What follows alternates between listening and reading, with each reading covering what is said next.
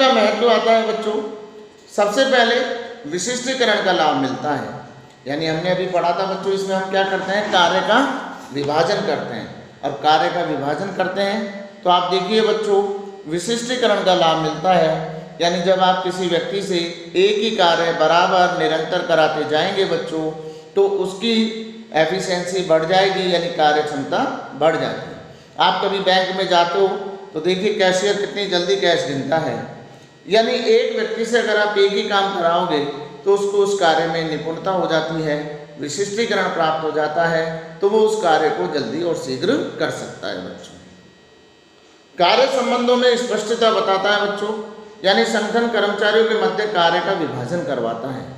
इससे ये होता है कि कौन किसको रिपोर्ट करेगा, यानी कौन किसके अधीनस्थ कार्य करेगा, किस प्रकार का कार्य करना है, कितना करना है और कितनी अवधि में करना है।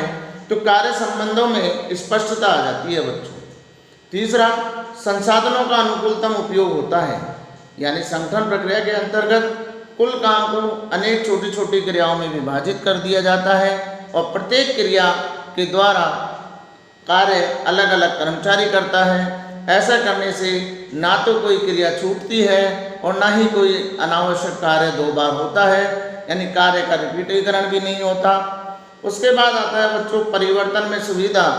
संगठन प्रक्रिया एक संस्था को इस योग्य बनाती है कि वह कर्मचारियों की एक मत से संबंधित बिना भी परिवर्तन आसानी से सहन कर सकती है। ऐसा ऊपर से नीचे सभी प्रबंधकों का एक स्पष्ट अधिकार श्रृंखला में बंधे होने के कारण होता है।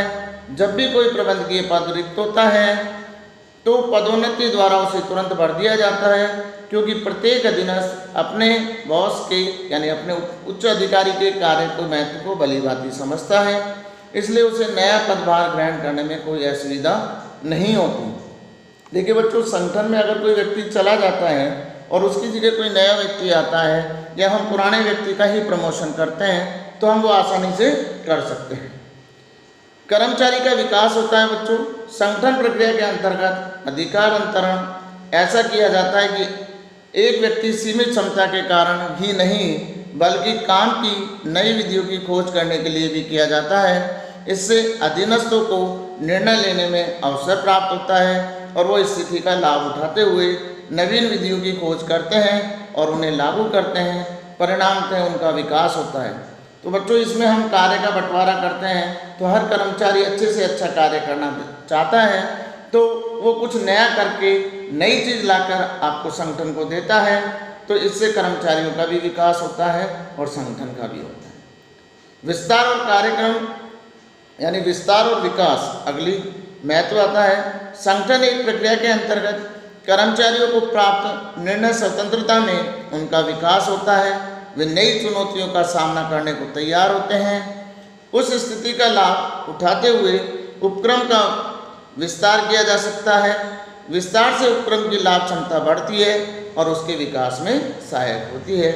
यानी निष्कर्ष के रूप में हम कह सकते हैं बच्चों कि संगठन प्रक्रिया में पदों, भूमिकाओं, अधिकारों व संबंधों को स्पष्ट व्याख्या करके नियोजन के बताए गए उद्देश्यों को वास्तविकता में बदलने के लिए ढांचा तैयार किया जाता है और इस ढांचे के आधार पर ही प्रबंध आगे के कार्य को पूरा करता है। इसी संदर्भ में कहा गया है कि संगठन का प्रबंध में वही स्थान है जो मानव शरीर में हड्डियों के ढांचे का है। तो देखिए बच्चों, अगर हमारा शरीर हड्डियों नहीं हो तो सही प्रकार से संतुलन में नहीं होता। इसी प्रकार बिना संगठन के कोई भी संगठन या कोई भी संस्था अपने निर्धारित लक्ष्यों को प्राप्त नहीं कर सकती।